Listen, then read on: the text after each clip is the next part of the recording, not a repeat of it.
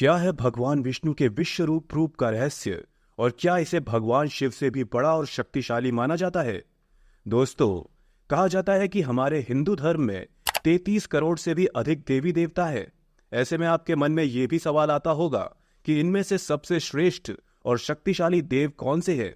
तो यहाँ पर हम आपको बता दें कि भगवान विष्णु का विश्व रूप या जिन्हें भगवान विष्णु का विराट रूप कहा जाता है, वही इस समस्त संसार के सबसे बड़े और शक्तिशाली देवता माने जाते हैं। हमारी आज की इस वीडियो में हम आपको भगवान विष्णु के इसी विराट रूप के बारे में संपूर्ण जानकारी देने वाले हैं, इसीलिए इस वीडियो को अंत तक जरूर देखिएगा। तो चलिए बिना किसी देरी के वीडियो में आगे बढ़ते हैं। दोस्तों, जैसा कि हमने आपको बताया है कि भगवान विष्णु का विराट रूप ही समस्त संसार के सबसे बड़े देवता है, इसीलिए चलिए सबसे पहले हम ये जान लेते हैं कि ये विराट या विश्व रूप होता क्या है। तो दोस्तों, विश्व स्वरूप का मतलब होता है ऐसा रूप जिसमें अन्य सभी 33 करोड़ देवी देवता उसमें ही सम्मिलित हों। कहा जाता है कि जब भी ऋषि मुनि मोक्ष प्राप्ति के लिए तपस्या करते थे तो वो भगवान विष्णु के इसी विराट रूप का ही ध्यान किया करते थे। यहाँ हम आपको बता दें कि भगवान विष्णु के इस विराट रूप की कल्पना कर पाना भी हम आम मनुष्य की कल्पना से बहुत दूर है। श्रीमद् भागवत गीता में भगवान श्री कृष्ण स्वयं ये बताते हैं कि जब भी कहीं आशा की अंतिम किरण बुझने लगती है तब इस संसार में धर्म की रक्षा के लिए वे स्वयं अवतार लेते रहते हैं। और इसका सबसे बड़ा उदाहरण हमें रामायण में भगवान राम और महाभारत में भगवान श्री कृष्ण के रूप में देखने को मिलता है। दोस्तों, हमें भगवान विष्णु के विराट रूप का वर्णन सबसे पहले भागवत गीता में देखने को मिलता है, जब अर्जुन भगवान कृष्ण से उनका विराट रूप दिखाने के लिए प्रार्थना करते हैं और गीता के 11वें अध्याय में खुद सर्वशक्तिमान ईश्वर का रूप धारण कर अर्जुन को विस्तार से अपने विराट रूप के बारे में बताते हैं। तो चलिए आपको विस्तार से इस अध्याय के बारे में बताते हैं। गीता के अनुसार महायुद्ध के प्रारंभ होने से पहले ही श्री कृष्ण से उनका वास्तविक रूप दिखाने की प्रार्थना की थी, और जब स्वयं भगवान श्री कृष्ण अर्जुन को ज्ञान दे रहे थे तब भगवान श्री कृष्ण ने कहा, हे पार्थ, अब तो तुम मेरे सैकड़ों हजारों नाना प्रकार के अलौकिक रूपों को देखने के लिए तैयार हो जाओ। और इसके बाद भगवान श्री कृष्ण अर्जुन को दिव्य दृष्टि देते हैं और समय के पहिए को भी कुछ समय के लिए रोक देते हैं।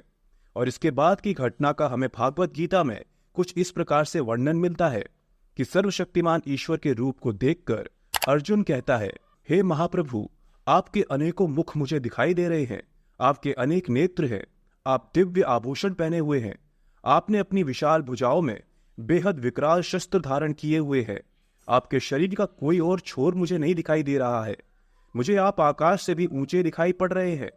हे प्रभु, मैं आपको चारों ओर देख पा रहा हूं, मुझे आपके इस परम सुंदर शरीर से मुझे दिव्य सुगंध आ रही है। आकाश में 1000 सूर्य एक साथ हो तो भी आपके जैसा प्रकाश उत्पन्न नहीं हो सकता, जैसा प्रकाश आपके इस दिव्य रूप से आ रहा है। ऐसा प्रकाश मैंने आज से पहले कभी नहीं देखा है। हे प्रभु, मैं आपके शरीर में संपूर्ण देवी और भूतों के समुदाय को एक साथ देख पा रहा हूं। मुझे आपके नेत्र में सूर्य और चंद्र दिखाई दे रहे हैं। मैं आपके हृदय में कमल के आसन पर बैठे ब्रह्मा और हिमालय पर ध्यान करते महादेव को भी देख पा रहा हूं। संपूर्ण ऋषि और दिव्यासर्प मुझे आप पर दिखाई दे रहे हैं। मुझे मुकुट पहने आपका मुख चारों ओर से दिखाई दे रहा है। प्रभु, आप गदा चक्र धारण किए हुए हैं, आपका मुख अग्नि समान प्रतीत हो रहा है। मैं समस्त देवताओं और ब्रह्मांड को आपके मुख के भीतर देख पा रहा हूं।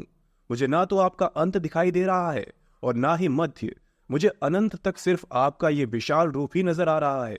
इस सर्वशक्तिमान ईश्वर के स्वरूप मैं आपको देखकर धन्य हो गया हूं। कहते हैं भगवान श्री कृष्ण के उस विराट रूप को बहुत देर तक देखने के बाद अर्जुन भयभीत होने लगे और उसके बाद उसने स्वयं भगवान श्री कृष्ण से कहा, हे सर्वशक्तिमान ईश्वर, आपका शरीर आकाश को स्पर्श किए हुए है। आपके इस रूप में अनेकों रंग प्रकाशमान है। आप अपने विशाल मुख को फैलाए हुए हैं। आपकी चमकती बड़ी बड़ी आंखें को देखकर मेरा मन भयभीत हो चला है। मैं धैर्य धारण नहीं कर पा रहा हूं। प्रभु, मैं ही नहीं, तीनों लोग आपके इस विकराल रूप को देखकर भयभीत हो रहे हैं। आपके मुख को देखकर मैं दिशाओं को भी भूल गया हूं। इसीलिए हे जगत गुरु, हे जगत के पालनहार, मैं धृतराष्ट्र के सभी पुत्र और राजाओं के समुदाय एवं स्वयं भीष्म पितामह, द्रोणाचार्य और कर्ण को आपके मुख के भीतर प्रवेश करता हुआ देख पा रहा हूं।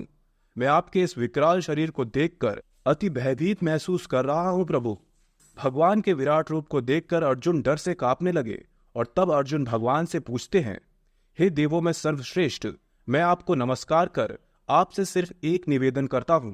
कृपया मुझे अपने बारे में स्पष्ट रूप से बताएं। क्या आप स्वयं सृष्टि के रचयिता ब्रह्मा जी से भी बड़े हैं? और क्या आप देवों के देव महादेव से भी सर्वगुण संपन्न और बड़े हैं? आखिर विश्व रूप में आप हैं कौन? कृपया मुझे अपने बारे में और बताइए। अर्जुन के इस प्रश्न का उत्तर देते हुए भगवान कहते हैं, हे पार्थ, सभी लोगों का नाश करने के लिए बढ़ता हुआ महाकाल हूं। मैं इस समय इस लोक को नष्ट करने के लिए इसे प्राप्त हुआ हूं।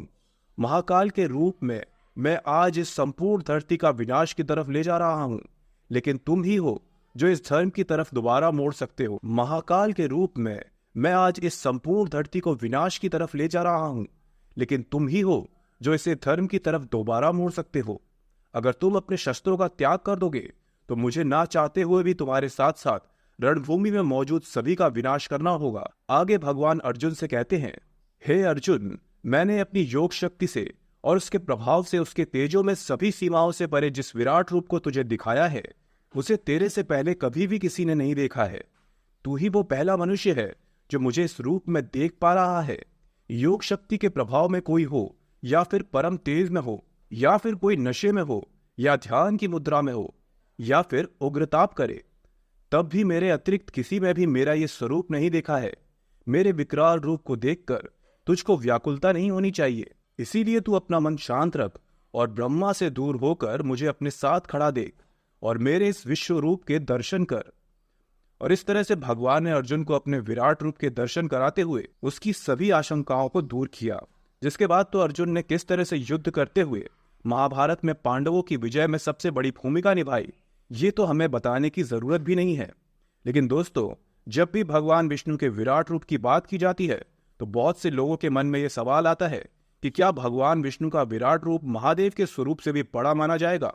क्योंकि हमने तो अक्सर यही सुना है कि देवों के देव महादेव ही इस संसार के सबसे बड़े देवता माने जाते हैं। अगर आपके मन में भी यही सवाल है तो हम आपको बता दें कि भगवान विष्णु का विश्व रूप या विराट रूप इस समस्त संसार में सबसे बड़ा रूप है, भगवान शिव से भी बड़ा। हो सकता है कि आपको हमारी बातों पर विश्वास ना हो रहा हो, तो चलिए हम इससे जुड़े कुछ तथ्य भी आपको बताते हैं। तो दोस्तों, जैसा कि आप जानते हैं कि भगवान ब्रह्मा को इस सृष्टि का रचयिता कहा जाता है, भगवान विष्णु को पालनहार, तो वहीं भगवान शिव को इस सृष्टि का संहारक माना जाता है।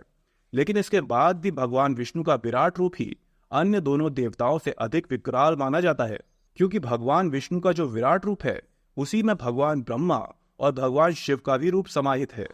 यदि आपने कभी भगवान के विराट रूप की तस्वीर देखी हो तो आपने गौर किया होगा कि उसमें भी भगवान विष्णु जी केंद्र में होते हैं एवं भगवान ब्रह्मा और शिव का मुख भी उसे विराट रूप में दिखाई पड़ता है। और इस तरह से साबित होता है कि भगवान विष्णु का विराट रूप ही इस समस्त संसार का सबसे विकराल रूप है। अब आप इस बारे में क्या सोचते हैं हमें कमेंट करके जरूर बताइए। साथ ही इस वीडियो को लाइक करके हमारे चैनल को सब्सक्राइब करना ना भूलिए।